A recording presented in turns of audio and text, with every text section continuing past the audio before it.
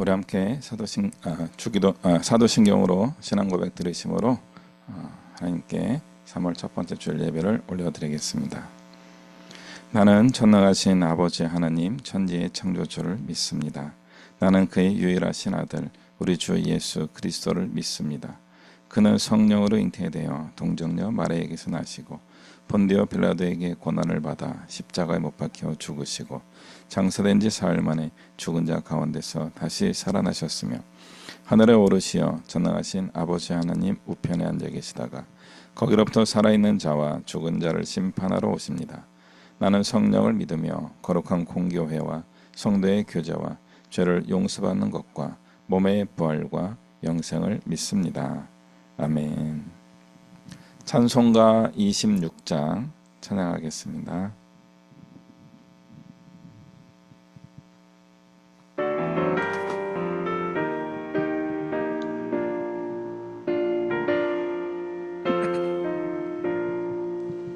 구세주를 아는 이들 찬송하고 찬송하세. 맘과 뜻과 힘 다하여 경배 드리세. 주를 알지 못한 이들 주가 친히 인도하사 그의 피로 구속하니 찬송 부르세.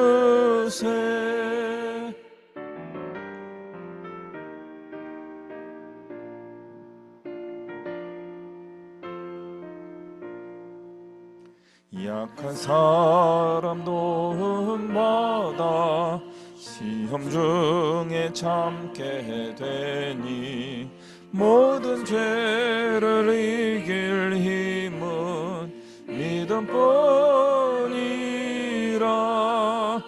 진리 되신 우리 주는 영원토록 변함없네. 성도들아 주를 믿어 길이 섬기세.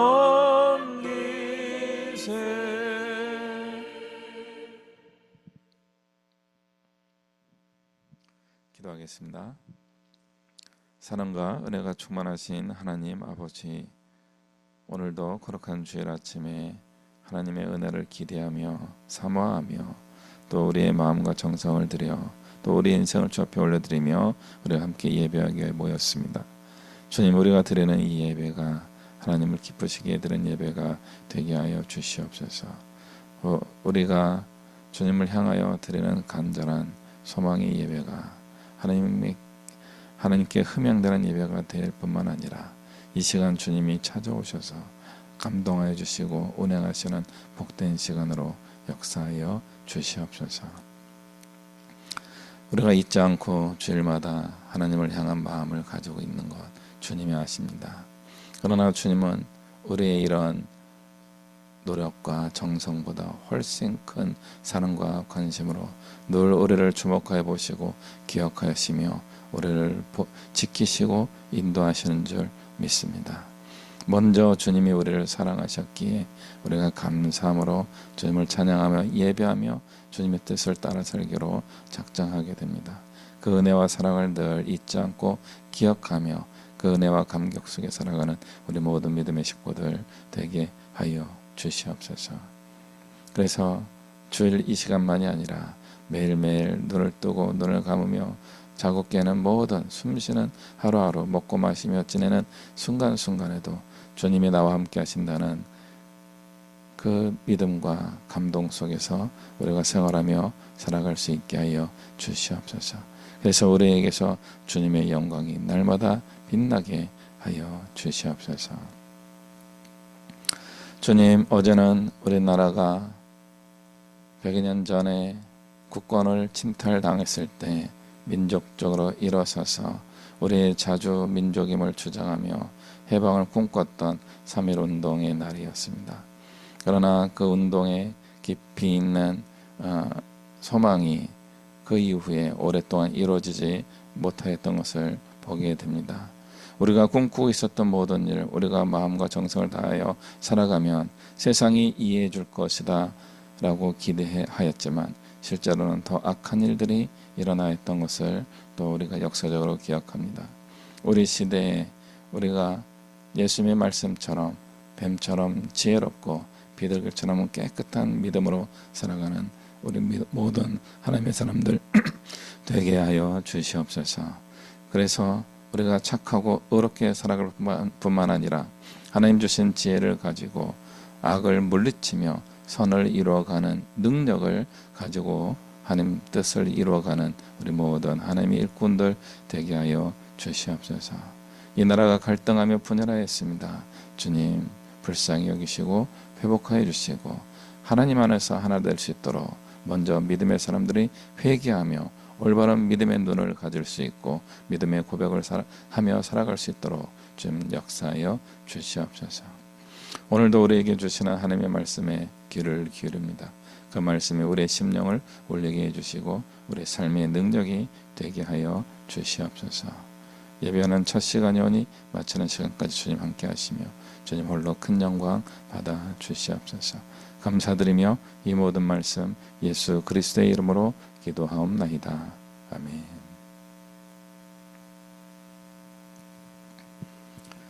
네, 우리 함께 말씀 보겠습니다. 누가복음 23장 말씀입니다.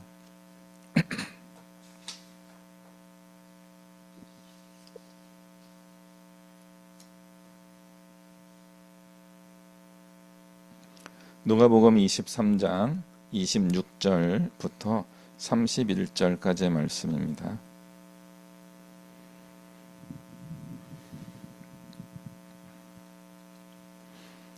누가복음 23장 26절부터 31절까지의 말씀 우리 한 목소리로 같이 읽겠습니다. 시작.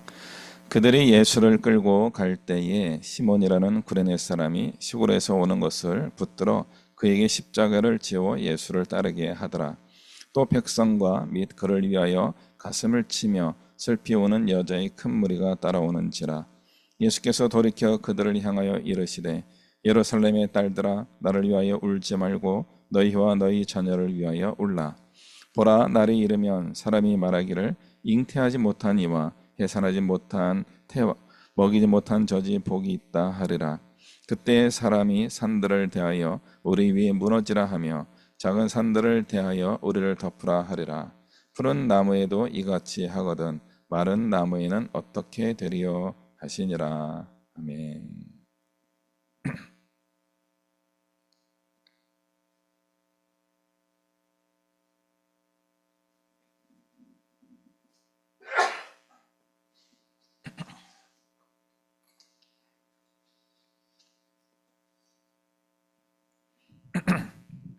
네, 반갑습니다. 이번 주에는 이 공간에서 예배를 할 수 있게 될 줄 알았어요. 그런데 아직도 많이 남았습니다. 큰일 났어요.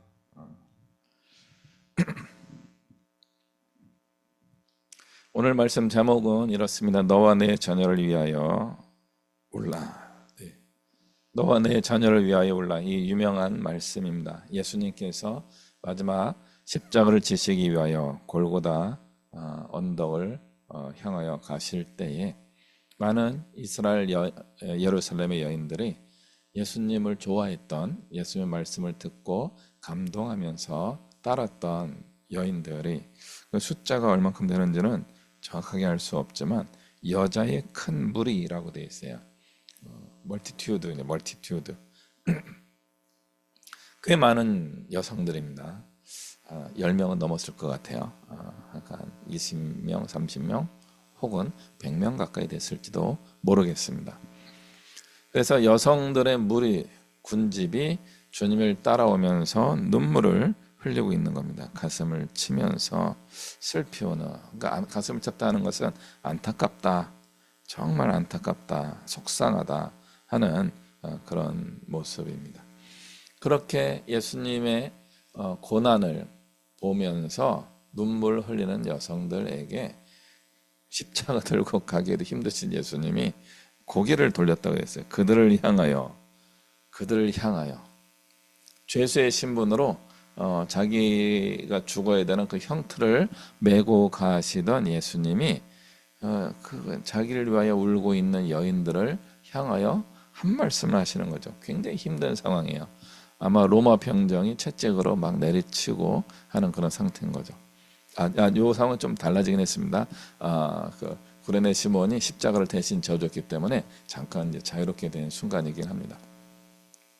그래서 좀 자유로워지는 그 순간에 자기 몸 추스르면서 어떻게 하나 하는 상태가 아니라 자기를 위하여 울고 있는 여인들을 향하여 서서 그들을 위로하시는 말씀을 하시게 됩니다. 자세히 보면 위로의 말씀이 아니라 일종의 경고의 말씀입니다.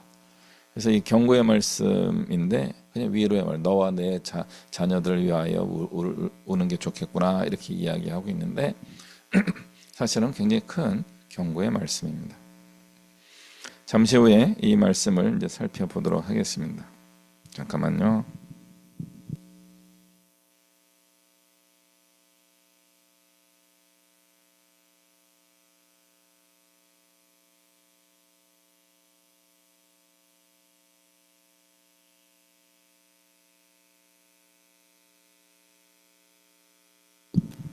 설교문 적은 게 자꾸 내려와가지고 접어서 잘 끼워 놨습니다.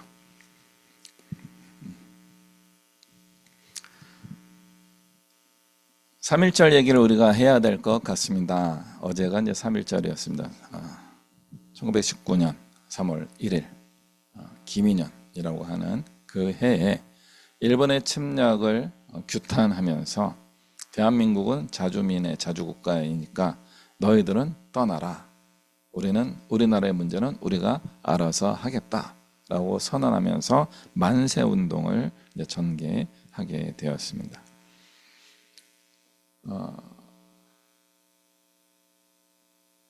벌써 한 116년 전이죠. 몇 년 전이에요? 116년 그 정도 좀. 이런 운동은 세계사적으로도 굉장히 놀라운 강력한 운동입니다. 전 세계에서 이렇게 전국적인 네트워크를 하고도 전쟁을 일으키지 않은 나라는 우리나라가 아마 처음이었다라고 이야기해 주고요. 이걸 따라서 한 나라가 이제 인도였습니다. 마하트마 간디라고 하는 사람이 비폭력 평화운동을 해서 인도의 해방을 위한 굉장히 큰 기여를 하게 됩니다. 아마도 우리나라의 3.1운동을 벤치마킹한 게 아닌가 그런 이야기들이 많이 있습니다. 그래서 이 3.1운동의 역사적 의의는 놀라운 것입니다. 그래서 해방을 맞이한 우리나라, 자주독립을 이루게 된 우리나라의 굉장히 중요한 국가절기 중에 하나가 되었습니다. 3.1절입니다. 8월 15일 광복절, 굉장히 더 중요한 날일 수 있는데 3.1절이 가지고 있는 의미가 더 크게 다가오는 것 같습니다. 그래서 어제는요 3.1운동에 대한 기억을 가지고서 우리 전국 정치적 상황에 영향을 주기 위한 집회가 여의도, 광화문, 안국 이런 데서 이루어졌다고 합니다. 저보고 오라고 하는 분들이 몇 분 계셨어요. 그래서 한 분은요 탄핵 반대 집회에 계신 분들이 김 목사님 오시죠 이렇게 한 거죠. 그리고 또 한 분은요 탄핵 찬성하시는 분들인데 저랑 좀 친하게 된 분들이에요. 김 목사, 이분은 저보다 연배가 높으신지 김 목사 이러면서 와야지 이렇게 한 거죠. 저는 어디로 갔어야 했을까요? 결론적으로 저는 안 갔고요. 양쪽 다 안 갔고 딱 그 순간에 몸이 아팠어요. 딱 그때 몸이 아프고 막 힘이 빠졌어요. 그래서 안 갔어요. 어제 이제 2시에서 5시 사이였습니다. 그래서 안 가고 집에 좀 쉬었습니다. 오늘 주일 준비를 해야 되는데 그러면서 오늘 전할 말씀을 어떻게 전해야 될 것인가 기도하고 고민하고 기도하고 고민하고 가면서 하는데 그 말씀이 다가온 것입니다. 만약에 우리가 일제시대에 태어났었다면 그리고 그때가 중학생 이상, 고등학생, 대학생 또는 지금 같은 나이에 연배가 되었다면 과연 우리는 3.1 만세운동하러 나갔을까요? 안 나갔을까요? 나갔을까요? 안 나갔을까요? 마음으로는 나갔을 것 같지만 실제로는 못 나갔을 가능성이 꽤 크지 않을까. 어제 제가 어떤 두 곳에 초대를 받고도 몸이 아파가지고 못 나간 것처럼 아마 못 나갈 가능성도 꽤 있지 않았을까 하는 그런 생각을 해보게 됩니다. 며칠 전에 그 다큐멘터리 TV에서 잠깐 해주는 내용은 보진 않았어요. 그냥 광고, 3.1절과 관련해서 하는 광고 내용이 딱 지나가는데 가수 송대관이라고 하는 어른이 몇 달 전에 이제 돌아가시게 되죠. 한 달 됐나요? 그분이 독립군 유공자 후손이시래요. 그러면서 그 자막이 나오는 거죠. 독립운동을 한 독립군의 후손은 3대가 가난해졌다. 이런 이야기를 한 거죠. 친일파 매국노였던 사람의 후손들은 지금까지 3대가 잘 먹고 잘 살고 있더라. 이런 이야기와 연결되는 것입니다. 과연 우리는 그런 중요한 국가적인 위기의 상황에서 태극기를 휘날리면서 흔들면서 대한민국 만세를 외칠 수 있을 것인가? 지금 많은 사람들이 힘을 내면서 태극기를 들고 나오고 촛불을 들고 나오고 탄핵을 하자, 탄핵을 반대하자 하면서 나오는 모습을 보면서 제가 느끼는 것은 평안하구나. 자기들을 공격하는 사람들이 이제는 없어졌으니까 저렇게 집단적으로 행동하는 것이 아닐까 하는 생각을 해보게 됩니다. 옛날 민주화 운동이 한창일 때 1970년대, 80년대, 90년대 이 30년의 시간이 진행되는 동안에 정말 목숨을 걸고 민주화 운동을 했던 분들이 굉장히 많이 계셨습니다. 그분들이 목숨을 걸고 피 흘려서 이룩해 준 것이 현대 우리가 누리고 있는 민주주의 체제입니다. 군부 독재를 끝내고 권위주의 시대를 청산하고 모두가 평등하다고 하는 민주주의 시대가 이제 풍성해졌습니다. 이런 민주주의 시대 풍성해졌을 때 우리는 지금 어떤 상태의 상황을 경험하고 있을까요? 이 이야기는 다양하게 할 수도 있겠지만 풍요 속에서 빈곤을 더 크게 느끼는 시대가 되었습니다. 특히 우리 젊은 세대들은 미래의 암담함에 힘들어하고 있습니다. 저희 시대에도요, 미래가 암담했어요. 미래가 암담하지만 어떻게든 되겠지 또는 어떻게든 해야만 해 필연적인 목표를 가지고 살아갔던 세대였습니다. 아마 지금 세대도 저희 세대와 똑같이 그런 마음으로 살아가려고 할 것입니다. 그럼에도 불구하고 힘든 정도가 달라진 이유는 무엇일까요? 안정된 직장을 보장받을 수 없는 시대가 되었습니다. 과거는 안 그랬나요? 과거도 그랬어요. 과거도 그랬는데 그때는 다 지나가지고 괜찮은 것처럼 여겨져요. 그러면 지금은요? 지금은 힘들어요. 우리 인생은요 항상 지금이 힘듭니다. 그래서 나 먹고 살기도 바쁘고 어렵고 힘들기 때문에 이제 다른 사람들의 이익을 위하여 내가 희생하는 건 할 수 없다. 저는 요즘 그런 마음이 많이 들더라고요. 그동안 너무 헌신하며 희생하며 살았어. 이제는 그렇게 살고 싶지 않아. 이런 마음이 드는 거죠. 그래서 나의 이기적인 마음을 이해하고 인정하고 그 목표로 살아가 보려고 하는데 잘 안 되더라고요. 저는요. 근데 우리 시대 젊은이들은 조금 할 수 있는 시대가 된 것 같아 보이기도 합니다. 며칠 전에 나이 드신 어른하고 이런 이야기를 했어요. 태극기 집회에 나오는 어른들이 왜 나왔을까? 그래서 이게 제 생각을 그냥 얘기했습니다. 제가 이야기한 게 정답은 아니에요. 그런데 제 의견입니다. 옛날에 그 어른들이 직장 생활하느라 바빠서 죽을 듯이 할 때는요, 민주화 시대에 결코 한 발짝도 그 집회에 나온 적이 없는 분들이셨습니다. 근데 그분들이 이제 은퇴하셔서 65세, 75세, 85세가 되고 건강하시니까 시간도 많고 화도 나고, 그래서 나온 것이 태극기 집회에 노인들이 있을 거다, 이런 이야기를 했어요. 굉장히 기분이 나쁘실지 모르지만 제 말이 정답은 아니더라도 꽤 괜찮은 답에 속할 수 있습니다. 건강하시고 시간이 많아서 나오신 거예요. 그리고 자기들의 과거를 지키기 위하여 나오신 겁니다. 틀렸다는 것이 아니고 정작 그들이 3.1운동과 같은 민주화 시대와 같은 정말 자기들이 목숨 걸고 나와야 될 때는 바빴어요. 직장생활을 열심히 하고 가족을 돌보느라 바쁘셨어요. 그리고 이제 시간이 많아지니까 나오실 수 있게 된 겁니다. 이러면 또 화가 나실 거예요. 막 나라와 민족을 위해서 나왔다라고 주장하실 거예요. 그것도 맞아요. 그분들이 나라와 민족을 위하여 나오신 게 맞습니다. 그러나 그 방법이 올바른가요? 라고 하는 질문을 우리는 계속 해보아야 하는 것입니다.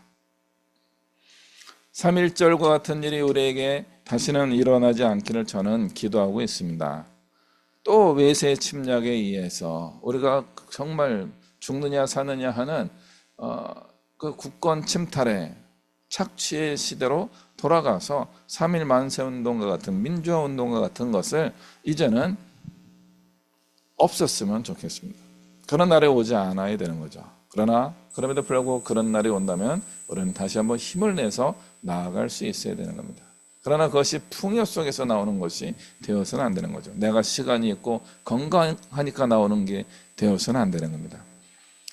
내가 시간이 없고 바쁘고 아프고 힘들지라도 이것을 위하여 내가 꼭 나아가야 되겠다라고 하는 헌신과 희생도 있어야 되는 거죠. 이 헌신과 희생이 우리나라의 굉장한 밑거름이 되었던 것이고 기독교 정신이 바로 헌신과 희생에 들어 있었던 것입니다.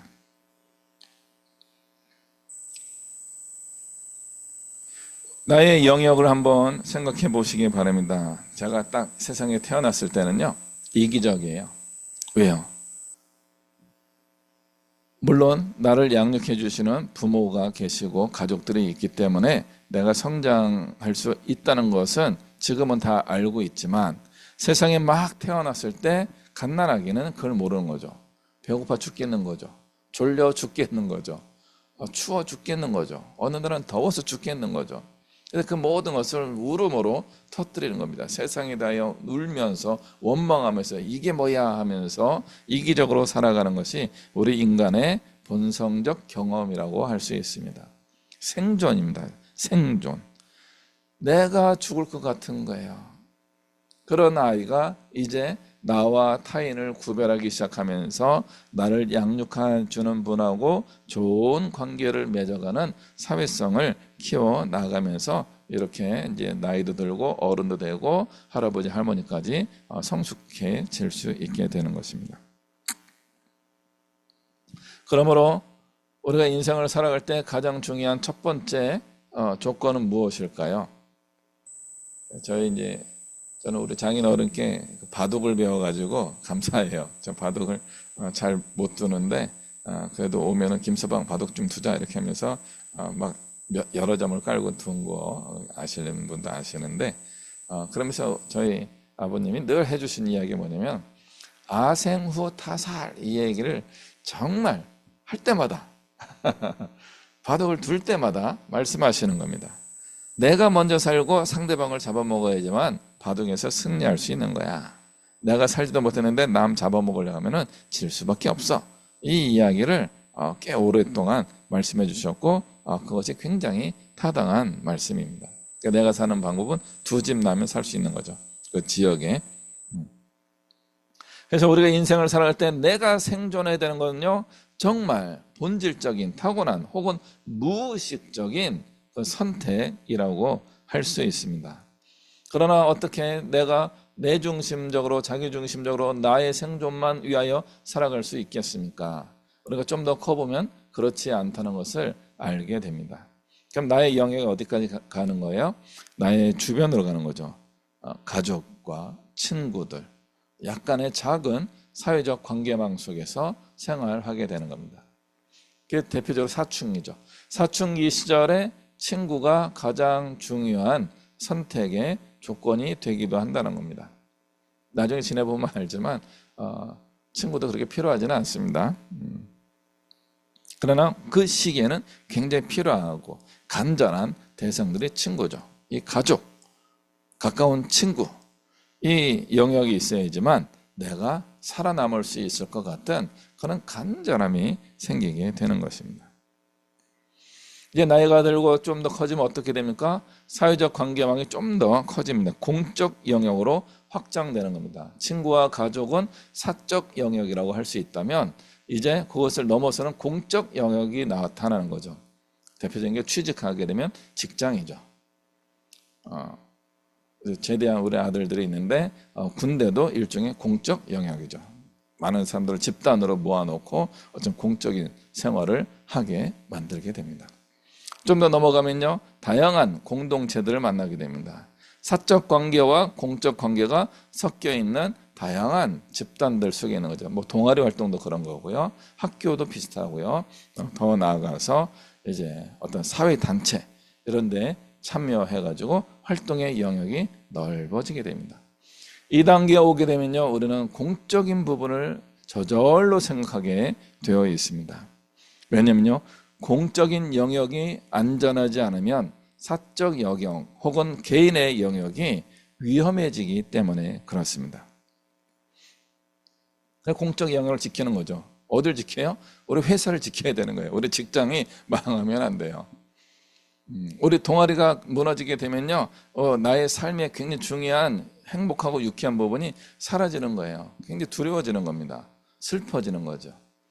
더 넘어가면 어떻게 됩니까? 국가가 무너지게 되면요, 우리의 인생은 어떻게 될지 알 수가 없는 그런 시대로 접어들게 되는 거예요. 이 공적 영역을 소중하게 여기는 단계로 나아가게 되는데, 이것이 적극적으로 공적 영역을 잘 자기의 삶의 영역으로 받아들이는 사람들과 그렇지 않은 사람들로 구분되기 시작합니다. 공적 영역보다는 사적 영역, 개인을 더 중요시 여기는 분들을 뭐라고 불러요? 이기주의자, 이렇게 부르는 거예요. 이기주의자가 나쁜 게 아니에요. 자기를 이롭게 하는 사람이다, 그런 뜻이에요. 자기를 이롭게 하는 걸 우선적으로 하는 분들인 거죠.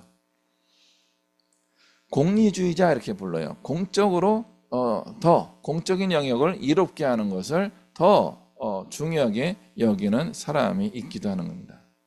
이 두 가지의 큰 개인의 이익과 공적인 이익을 추구하는 요 중간 어딘가에서 우리는 왔다 갔다 하며 살아가게 되는 겁니다. 어떤 분은 공적 영역에 더 많이 참여하는 분들도 계시고, 어떤 분들은 사적 영역에 더 많이 참여하는 분들도 계십니다. 이게 나의 영역이 얼마나 확장되었는가 하는가에 따라서 그 사람의 인격적 수준이 나타나기 시작합니다. 개인의 사적 영역과 개인의 이익을 더 소중하게 여기는 분들은 불편하죠. 불편해요. 아까 얘기한 이기주의자에 대한 이 불편한 감정이 바로 그건 거예요. 자기를 먼저 생각하는 사람과 같이 공동체 생활하게 되면요, 그 사람 때문에 묘하게 기분이 나쁘고 실제적으로도 내가 손해보는 일들이 생길 수도 있다는 거죠. 반대로 공적인 영역에서 열심히 수고하고 헌신한 분들은 한편으로는 훌륭하네, 좋으네 하면서도 또 어떻게 보입니까? 자기 앞가림도 못하면서 공적 영역에서 희생하며 살아가는 것이 또 바보처럼 보이기도 하는 겁니다. 그럼 어떤 게 좋을까요? 일단은 공적 영역에서 활동을 하더라도 자기의 이익이 확보될 때 그게 가장 이상적이라고 할 수 있습니다. 그게 아니라면 이쪽 개인주의, 이기주의가 훨씬 나을 수도 있습니다. 나의 영역이 어디쯤에 있는가, 이런 부분들을 자꾸 우리는 고민하며 생각해 보아야 할 것입니다. 예수님이 십자가를 지고 가고 있는 이 상황에서 구레네 사람 시몬이 잠깐 이후에 이제 십자가를 골고다까지 가지고 가는 그 기간 동안 예수님이 십자가에서 자유로워진 거죠. 그래서 이 십자가 무게에 짓눌려서 사람들이 뭐라고 하더라도 죽을 것 같이 힘들어서 그 말도 못하면서 끙끙대면서 채찍에 맞으며 가던 예수님이 잠깐 십자가를 내려놓게 되니까 나를 위하여 여자들이 울고 있네 하는 것을 보신 것입니다. 그리고 그 여인들을 향하여 예루살렘의 딸들아 나를 위하여 울지 말고 너희와 너희 자녀를 위하여 울라. 무슨 말일까요? 그냥 평범하게 해석하게 되면요, 너희 믿음을 위하여 기도해라 이렇게 해석할 수 있을 겁니다. 그러나 조금 더 그 뒤에 있는 말씀을 보게 되면요, 그것 이상의 경고의 말씀입니다. 보라, 어떤 날이 되면 사람들이 말하기를 잉태하지 못하는 사람과 해산하지 못한 사람, 아기를 키워본 적이 없는 사람이 복이 있다 할 것이다. 여인들과 아이들이 죽임을 당하는 일이 생긴다라고 하는 경고의 메시지. 그때 사람이 산들을 대하여 우리 위에 무너지라 하며 작은 산들을 대하여 우리를 덮으라 하리라. 하늘이 무너져가지고 우리가 거기에 깔려 죽는 게 훨씬 낫겠다, 그런 뜻이에요. 이 건물이 갑자기 와장창 하고 무너져가지고 와르르 무너져가지고 이 바위에 깔려 죽으면요, 고통스러워요. 굉장히 놀랍고 아프고 황당하고 아주 슬픈 일이 되는 거죠. 그런데 차라리 그게 나을 정도로 위험한 일이 앞으로 오게 될 것이다 라고 하는 예수님의 경고의 메시지인 겁니다. 십자가를 지고 가는 나를 위하여 울 때가 아니야. 너희들 이제 큰일 났어. 어떻게 할 거야? 너와 너의 자녀를 위하여 울어야 될 거야. 그렇지 않으면 그 큰 위기를 견딜 수 없을 걸 하는 그런 경고의 말씀이에요. 이 말씀은 굉장히 의미 있는 그 해석이 이미 이루어진 겁니다. 예수님이 십자가에 달려 죽으시고서 부활하신 이후에 약 30년 후에 로마가 예루살렘을 침공해 가지고 철저하게 살육을 하게 됩니다. 예수님이 그것까지 보신 거죠. 그 예언이었다라고 신학자들이 해석을 하고 있습니다. 앞으로 30년 후에 예루살렘은 처절한 고통이 가득한 곳이 될 것이다. 그런 위기의 상황에서 어떻게 살아남을 수 있겠어요? 역시 기도해야 한다는 겁니다. 기도해야지만 살아남는다는 거예요. 너와 너의 자녀를 위하여 울부짖어야 된다. 지금 예수님을 위하여 우는 것은 어떤 느낌이에요? 안타까운 거죠. 우리 선생님, 우리에게 뭔가 하나님의 말씀을 전해주시면서 우리를 격려해 주시고 병 고친 사람, 병든 사람을 고쳐주시고 귀신 들린 사람을 귀신을 쫓아내 주시면서 우리에게 복을 주신 저 선생님이 저런 모진 고통을 당하시다니, 그냥 인간으로서 느끼는 심파시예요. 동정심. 그걸 가지고 그냥 운 거예요. 그러나 더 깊이 들어가야 된다는 겁니다. 본질을 향해 들어가야 되는 눈물이 있어야 된다 하는 그런 가르침이에요. 그런 고통에서 우리는 자유롭지 않기 때문에 그렇습니다. 죄인으로서 인간의 문제뿐만 아니라 우리 일상의 삶에서도 그런 문제가 생길 수 있다. 처절한 고통의 때가 온다. 우리나라의 경우는 뭐예요? 일제시대 경험이죠. 저에게는 조상님들의 시대죠. 그리고 6.25 전쟁인 거죠. 그리고 광주 사건이었던 거죠. 굉장히 큰 사건들이 그런 겁니다. 최근에 있었던 계엄도 어쩌면 그런 일이 될 수도 있었던 거죠. 어쩌면 북한이 또 한 번 우리나라를 침공할지도 모르고 주변 국가들이 우리를 전쟁으로 몰아넣을지도 모릅니다. 러시아가 우크라이나를 침공했는데 대한민국을 침공하지 말란 법이 어디 있습니까? 그럴 가능성이 있는 거죠. 그럼 어떻게 됩니까?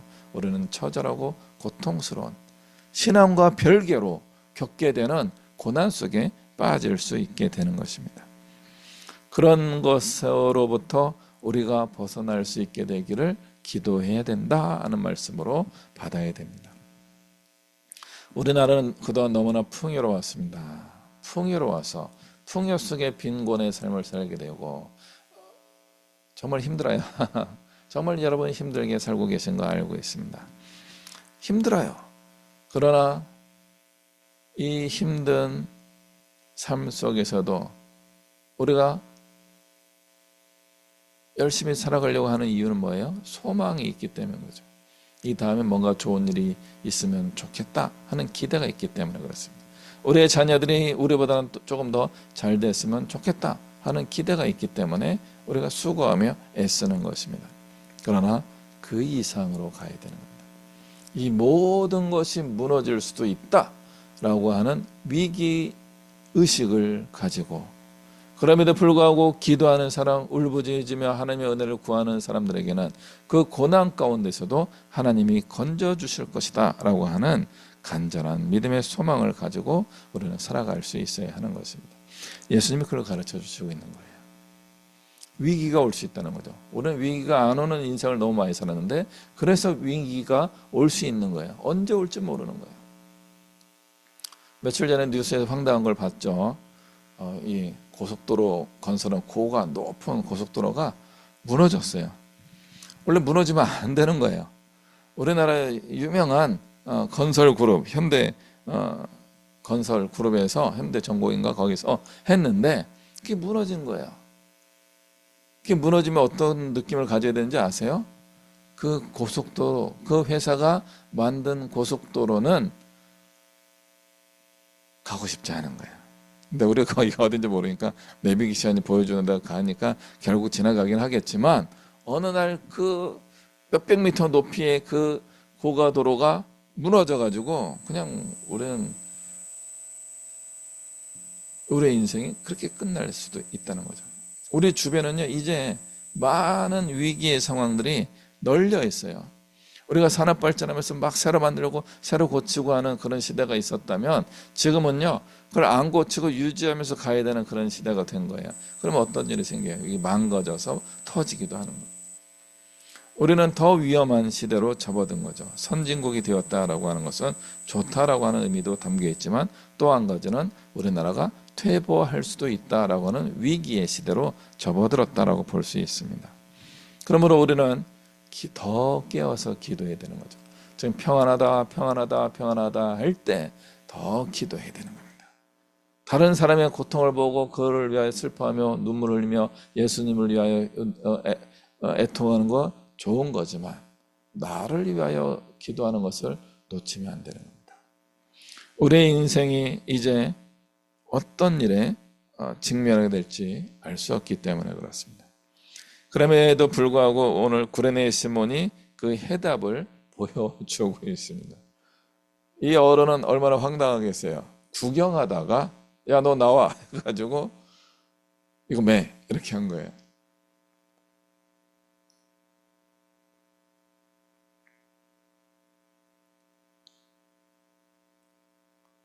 믿음도 없었어요. 믿음으로 한 게 아니에요. 구경하다가 목덜미 잡혀가지고 끌려 나와가지고 야, 이 죄수가 힘드니까 네가 이제 메고 가 이렇게 한 거죠. 아주 폭력의 시대예요. 폭력의 시대임에도 불구하고 이 구레네 사람 시몬은 십자가를 지게 되고 그의 아들들이 구원받는 일로 이어지게 됩니다. 예수님 때문에 억울하게 고난을 당했는데 그것이 그 집안의 구원의 시점이 될 수 있었던 겁니다. 하나님의 은혜는 이렇게 고난과 함께 오기도 합니다. 자기의 개인의 삶으로 예루살렘 성지 순례하는 정도로만 찾아왔었던 그 분이 갑자기 예수님과 동행하는 사람이 된 거죠. 뭘 알고 한 게 아니에요. 모르고 하는 거죠. 모르고라도 십자가를 지는 일에 동참하였더니 그 본인과 부인과 그 가족들이 자녀들이 구원받는 놀라운 일들이 생기게 됩니다. 그러므로 고난 자체가 나쁜 것이 아니고 고난을 겪을 때 고난이 우리의 믿음의 자산이 될 수 있도록 하나님의 은혜를 구할 수 있어야 되는 것입니다. 대한민국은 앞으로 어떻게 될 것인가? 잘 될 거예요.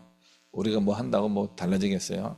그럼에도 불구하고 우리 예수님 믿는 사람들이 우리 시대에 뭔가 제대로 해야 될 것을 깨달아야 할 것입니다.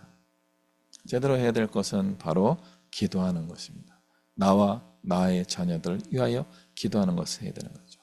애들 잘 되게 해주세요. 저 힘들어요. 돈 잘 벌게 해주세요. 직장에서 내 자리가 안전하게 해주세요. 이런 기도도 필요합니다만은 주님의 뜻이 이루어지기를 원합니다 라고 하는 기도가 필요한 거예요.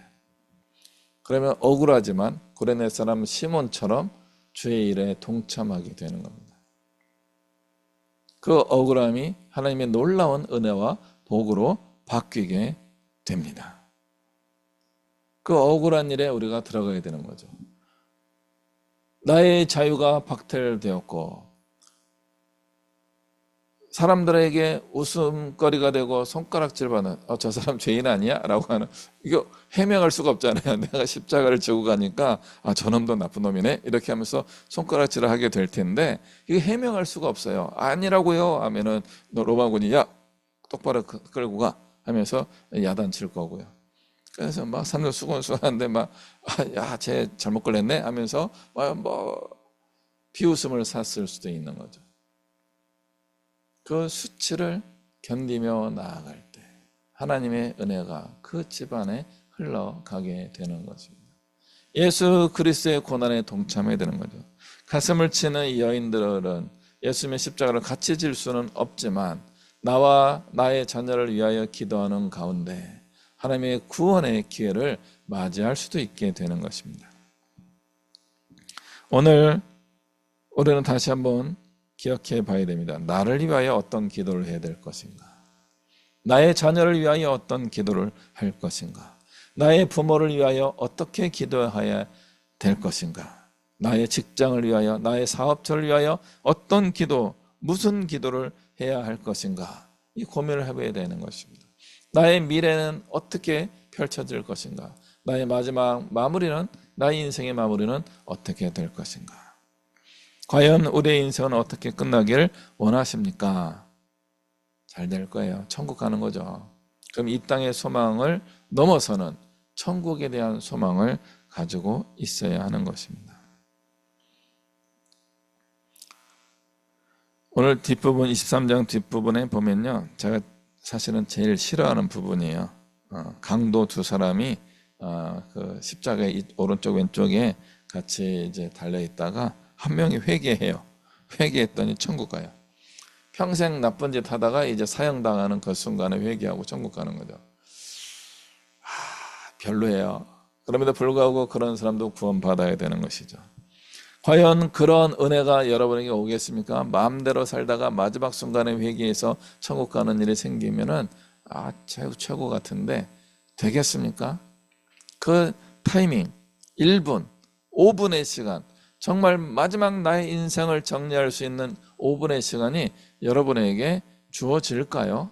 이 강도에겐 주어졌지만 우리에게, 나에게는 그 5분의 시간이 과연 주어질까요? 그 회개의 순간이 그때 하시겠습니까? 아니면은 지금 해야 되겠죠. 지금 나를 돌아보면서 성찰하면서 나의 잘못을 회개하고 하나님의 은혜를 구하며 주의 뜻대로 살겠습니다. 헌신하기로 고백하며 다짐하는 시간을 오늘 가져야 하겠죠. 어제 마침 영상을 하나 봤어요. 누구죠? 그 정문즉답 이게 많이 하시는 스님의 얘기예요. 기독교 설교 말씀을 하는 시간에 스님 얘기를 해서 죄송하긴 한데, 야, 그분이 이렇게 얘기해요. 야, 이제 정말 아무것도 안 하고 쉬고 싶다. 그 순간이 뭐예요? 일단 몸을 안 움직이는 거예요. 그래요. 몸을 안 움직이고. 머리가 막 아픈 거죠. 정신적으로 머리가 복잡하니까 생각을 안 하기로 작정을. 생각 안 할 거야 하면서 행동도 안 하고 생각도 안 하고 가만히 있으면 그걸 뭐라고 부를까요? 그 분의 표현이 그게 바로 명상입니다 그런 거예요. 몸을 안 움직이고 생각을 안 하고 있는 것이 명상이라는 거죠. 그걸 하면 우리의 몸이 회복된대요. 명상하고 비슷한 상황이 무엇일까요? 라고 그분이 질문하고 대답한 게 뭐냐면 잠자는 거래요. 잠자는 순간에 생각을 다 내려놓고 몸을 안 움직이고 있기 때문에 잘 자고 나면 우리가 몸이 회복된다는 거죠. 근데 잠하고 명상하고 어느 게 더 좋을까요? 했을 때 명상이 더 좋다는 거예요. 왜요? 잠은 자다가 뒤척이기 때문에 꼼짝 않고 자는 게 아니라 이렇게 움직이기도 하고 우리 심리학자들 발견한 것처럼 렘 수면을 하는 거예요. 갑자기 수면 주기가 이렇게 깨는 순간에 막 꿈도 꾸면서 막 정신이 산만해지는 꿈속에서 자면서도 산만해지는 그런 경험을 하게 된다는 거죠. 그러나 명상은요, 가만히 앉아서 아무 생각을 안 하려고 노력하고 아무 움직임도 안 하려고 노력하는 그 시간인데 그 시간을 5분이든 10분이든 30분이든 1시간이든 그 시간을 갖는다면 회복의 결과는 잠자는 것 이상이 될 수 있습니다. 이런 이야기를 하는 거죠. 우리는 거기에다가 기독교적으로 뭘 하나 더 집어넣을 수 있는 거죠. 그 중에 하나가 나와 나의 자녀를 위하여 눈물 흘리는 것입니다. 눈물 흘리는 것 우리에게 굉장히 중요한 정화의 과정입니다. 카타르시스라고 하죠. 우리를 깨끗하게 하는 활동 중에 하나가 방금 말씀드린 명상이 들어갑니다. 거기에다가 눈물을 흘릴 줄 아는 사람이 되어야 합니다. 그럴 때 우리의 몸과 마음이 깨끗해지면서 하나님의 은혜가 덧입혀질 수 있게 되는 겁니다. 명상하는 것까지 저도 동의하지만 하나를 더 해야 되는 거죠. 울 줄 알아야 되는 거예요. 눈물을 안 흘리면요 살아날 수가 없는 겁니다. 옛날 그 미국 드라마 같은 데 보면요 이제 아기가 태어났을 때 여기 아기가 안 하니까 막 이렇게 깨우는 엉덩이를 때려서 울게 만들어서 안에 있었던 이제 양수를 다 토해내면서 허파호흡을 할 수 있게 하는 그런 장면들이 나왔습니다. 제가 유튜브에서도 우연히 그런 장면을 보았습니다. 비슷해요. 우리가 울어야지만 안에 있는 찌꺼기가 다 쏟아져 나와서 숨 쉴 수 있고 생명력을 가질 수 있게 되는 것입니다. 우는 방법은 여러 가지가 있지만 엉덩이를 맞는 거예요. 한 대 맞는 거죠. 아이야 하고 눈물을 흘리는 겁니다. 눈물을 잘 흘리는 사람들이 되었으면 좋겠습니다. 나와 나의 자녀를 위하여 울 줄 아는 사람들이 우리 시대에 더 많이 필요합니다.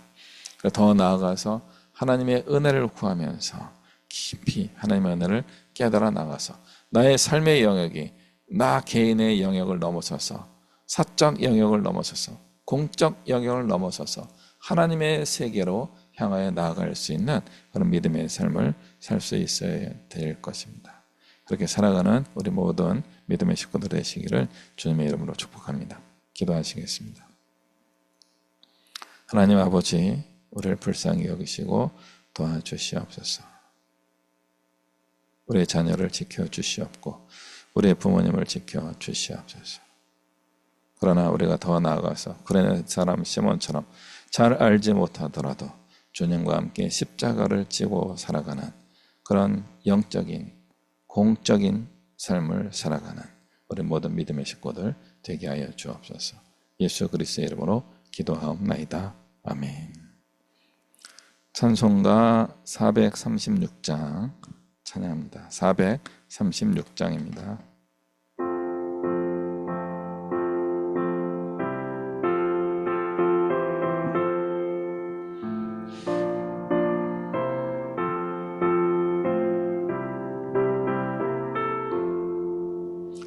나 이제 주님의 새 생명 얻은 몸 옛것은 지나고 새 사람이로다. 그 생명 내 맘에 강같이 흐르고 그 사랑 내게서 해같이 빛난다. 영생을 누리며 주 안에 살리라. 오늘도 내일도 주 함께 살리라.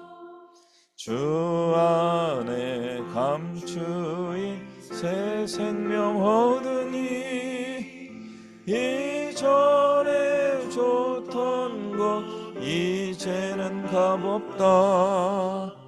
하늘의 은혜와 평화를 맛보니 찬송과 기도로 주 함께 살리라. 영생을 누리며 주 안에 살리라. 오늘도 내일도 주 함께 살리라.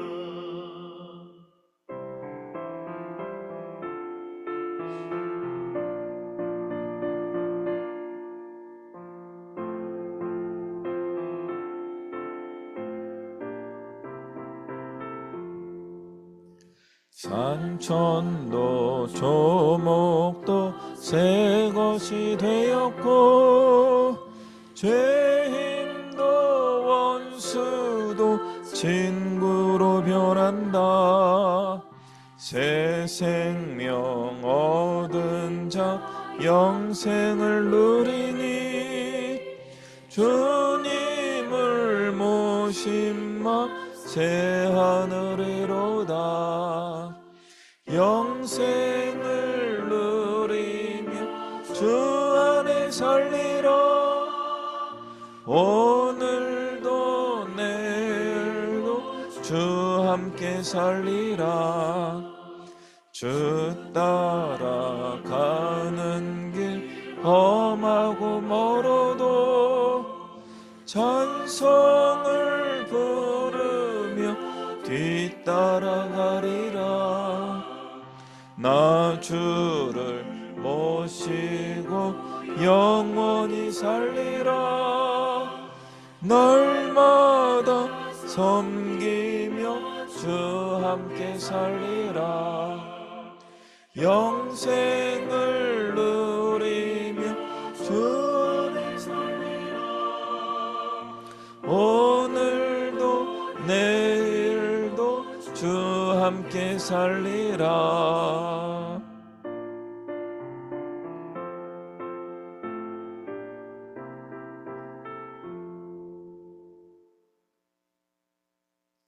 기도합니다. 이 시간 오늘 우리 함께 하시는 우리 주 예수 그리스도의 은혜와 살아계신 하나님 아버지 크고 영원하신 사랑과 성령 하나님의 교통하시는 은혜와 역사하심이 우리 인생에 언제든지 크고 힘든 환난의 때가 다가온다는 것을 이해하고 나와 나의 자녀를 구원해 주시기를 늘 울며 기도할 뿐만 아니라 우리의 삶의 영역이 나의 개인적이고 사적인 영역을 넘어서서 공적인 영역을 훨씬 뛰어넘어서 하나님의 세계에 쓰임받는 하나님의 일꾼이 되기를 기대하고 소망하며 고백하며 나아가는, 그래서 하나님이 귀하게 사용하게 되는 하나님의 일꾼이 되기로 순종하며 하나님께 감사드리는 이곳에 머리 숙인 주의 백성들 머리 위에와 이 나라와 이 민족 위에 세계 모든 열방 위에 이제부터 영원토록 함께 하시기를 간절히 축원하옵나이다. 아멘. 아멘. 3월의 봄날의 축복이 여러분 모두에게 임하시기를 바랍니다.